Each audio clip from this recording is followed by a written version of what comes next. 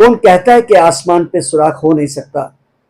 एक पत्थर तो तबीयत से उछालो यार। कुछ 20 लाख साल पहले जब हमारे 7 कॉन्टिनेंट्स एक सब कॉन्टिनेंट थे, we used to call it Pangaea. आज अलग होने के बावजूद भी fossil, nutrients, rock formation are the same, so is the humanity. Well, hi guys, welcome back to my YouTube channel. Well, आज मैं इसकी बात क्यों कर रहा हूं? The reason is apart from colour, caste and religion, वो ह्यूमन इंस्टिंक्ट सबके अंदर एक जागा हुआ है। बजाज का वो invincible Indian campaigns is one of my favourites. इस एड को रिव्यू करने के लिए I have a very special guest with me and Padmashri awardee himself. ज्यादा बात ही करते, let's take a deep dive into this. হ্যাঁ এখনই? अच्छा ठीक है, আমি আসতেছি, এখনই আসতেছি, বুঝলেন? আপনি রেডি করুন পেশেন্টটাকে নিয়ে। मेरा नाम है करीमुल हक। बाइक एम्बुलेंस से मरीजों को हॉस्पिटल ले जाता हूँ। मेरी जो माँ है ना, रात 2 बजे बिना ट्रीटमेंट के उनका मौत हो गया। बहुत दुख है मुझे। और कोई गांव का माताजी हो, बच्चा हो, बिना इलाज से ना मरे, तुरंत कैसे हॉस्पिटल पहुंचाओ? बस यही चिंता में रहता था। तब एक दिन चाय बागान में एक आदमी काम करते करते गिर गया। मैंने तुरंत मोटरसाइकिल निकाल आया। वो दिन से मेरे दिमाग खुल गया, ये छोटे से एक मोटरसाइकिल एम्बुलेंस का काम कर सकता है। रोड भी खराब है गांव पे, कभी कभी नदी होता है, नाला होता है, छोटा छोटा रोड। बाइक एम्बुलेंस वहाँ पे बहुत काम आता है। कोई कोई गांव में हंसने लगा, ये कैसे एम्बुलेंस हुआ भाई? फिर जो मरीजों को मोटरसाइकिल में बैठा के ले जाता हूँ, लोगों ने बोलता है बहुत अच्छा काम है ये। अभी करीमुल सबको इंस्पिरेशन हो गया क्रांति का। कोई किसी का प्रॉब्लम है, कोई ऑपरेशन का जरूरत है, करीमुल को बोलने से प्रॉब्लम सॉल्व हो जाएगा। 24 घंटा मोबाइल ऑन रहते हैं।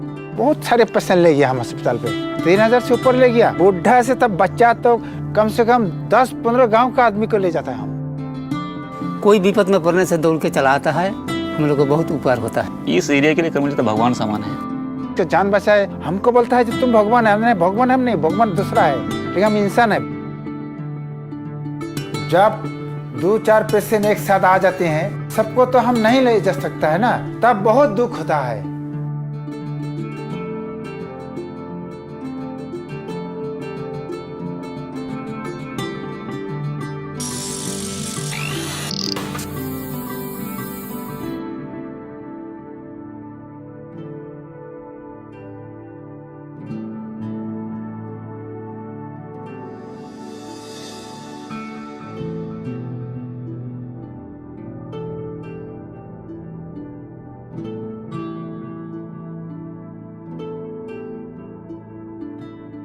ये तो मेरे अभी न सोचे माँ चलाया मेरे।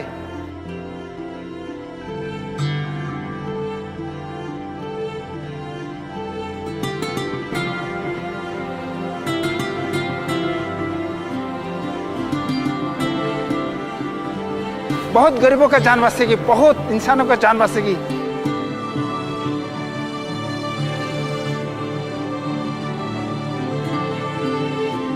हम जब तो मेरे जान है रहेगा, एक एक जिंदगी हम बचा देंगे। जो अपने मजबूत इरादों से कुछ बड़ा कर जाते हैं, हर रोज हमें गर्व का एहसास कराते हैं, वही लोग इनविंसिबल इंडियंस कहलाते हैं। आईएनएस विक्रांत के फौलाद से बना वी ऐसे लोगों को सैल्यूट करता है और आपसे अपील करता है कि इनकी कहानियों को शेयर करें। आपके आसपास भी ऐसे इनविंसिबल इंडियंस हो तो हमें बताएं, हम उनकी कहानियां देश के कोने कोने तक पहुंचाएंगे। बड़ी बात है कि जिनके साथ आज मैं स्क्रीन शेयर कर रहा हूं, he is a very high official and a Padmashri awardee himself, इस जनरेशन के एम्बुलेंस दादा। सत श्री अकाल संडी सर। जय हिंद। कोविड के अंदर सबने जाना शहीद भगत सिंह सेवा दल की क्या सेवा का महत्व था, और शंडी सर आपने जो किया है, शायद मतलब उसको मैं वर्ड्स में नहीं एक्सप्लेन कर सकता। मुझे आप सर अपना एक्सपीरियंस प्लीज शेयर करिए मेरी ऑडियंस के साथ। How was it for you? लेकिन कई बार जैसे मैं शमशान घाट से वीडियो डालता था तो मैं दिखाता था 100 डेड बॉडी जल रही है, 125 जल रही है, 150 जल रही है। साथ में ये बोलता था कि मैं आपको डरा नहीं रहा हूँ, मैं आपको समझा रहा हूँ कि आप घरों में रहिए, प्रिकॉशंस लीजिए, और लोगों की मदद भी कीजिए प्रिकॉशन लेते हुए। आप नहीं जा सकते, आप टेलीफोनिक कर सकते हैं उनसे बात, आप वीडियोग्राफ कॉल से कर सकते हैं उनसे बात, क्योंकि उससे लोगों को बड़ा मोरल बढ़ता था। कई पेशेंट तो इसलिए मर गए कि बात करने वाला नहीं था। जी।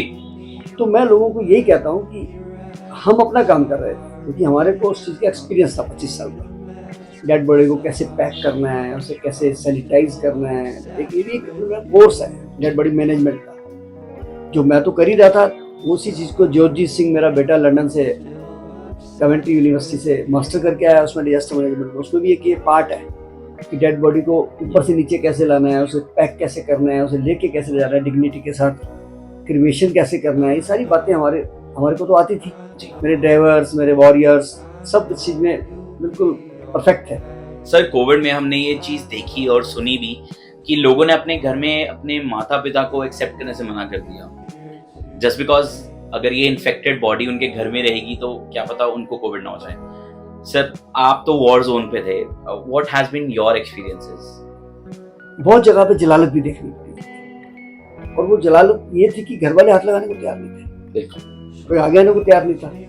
जिनके लिए उनके माँ बाप ने घर बनाए, सब कुछ बनाया, सारे सुख दिए, मेहनत करके सारा जीवन लगा दिया, उन लोगों ने अपने पिता की लाश को हाथ लगाने से मना कर दिया। किसी ने कहा जी मैं बीमार हूँ, किसी ने कहा मुझे डर लगता है। लेकिन जब हम डेड बॉडी लेके चलते थे तो ये कहते दर्शन करा, और दर्शन के बहाने जो जलालत दिखी मैंने, किसी ने पिता की हीरे की अंगूठी उतारी, किसी ने माँ की बालियाँ उतारी, किसी ने मरे पड़े अपने पिता या माँ के अंगूठे लगवाए। सारी जलालत मैंने अपनी आंखों से देखी। किसी ने माँ के पिता की जेब में से चाबियां निकाली घरों की। कई जगह पे तो घर वाले लड़ी पड़े आपस में कि आप कराओ संस्कार, आप कराओ, हम भी कराएंगे, मकान तो आपके नाम है।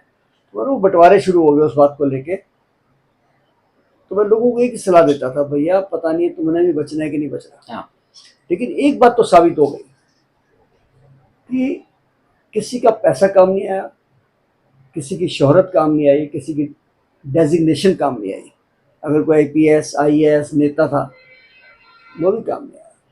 बहुत बड़े से बड़े लोग भी चले गए, डॉक्टर्स भी चले गए, समाज सेवी भी चले गए, पुलिस वाले भी शहीद हो गए, हमारे ड्राइवर शहीद हो गए। तो उसमें एक ही चीज़ काम आई, वो था हमारा जुनून। सर, जब हम एक phrase charity begins at home की बात करते हैं, हम सिर्फ बात करते हैं, हम we don't really mean that. Covid में सर हम सबने देखा कि कोई भी ये नहीं चाहता था कि उनके घर का कोई भी सदस्य घर से बाहर जाए and that person gets affected. Sir, आप ही क्यों? क्या आपके परिवार ने आपको रोका नहीं? देखिए, जब भी कोई व्यक्ति देश के लिए या समाज के लिए या धर्म के लिए आगे आता है तो सबसे पहला समर्थन जो है, सबसे पहला साथ उसके परिवार का होना चाहिए। मुझे याद है जब मैंने शहीद भगत सिंह सेवा दल शुरू किया था, सबसे पहले साथ मेरी माँ ने दिया था, और उन्होंने कहा था बेटा तूने शुरू किया इसे बंद मत करियो, किसी को ना मत करियो, और कभी अहंकार मत लेके आइयो।